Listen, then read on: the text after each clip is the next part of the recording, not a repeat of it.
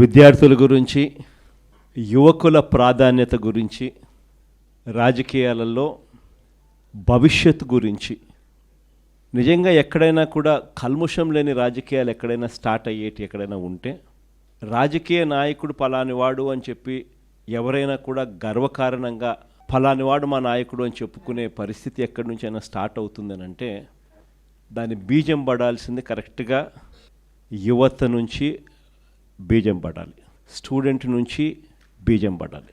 మీరంతా ఇప్పుడు జనరేషన్ జీలో ఉన్నారు.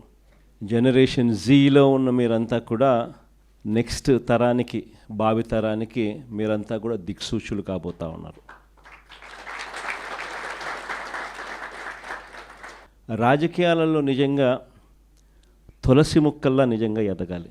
రాజకీయాలంటే ఎలా ఉండాలి అని అంటే ఫలానోడు మన రాజకీయ నాయకుడు, ఫలానివాడు మా నాయకుడు అని చెప్పి కాలర్ ఎగిరేసుకొని చెప్పే విధంగా కింద వాళ్ళు మన వైపును చూసే పరిస్థితి ఉండాలి.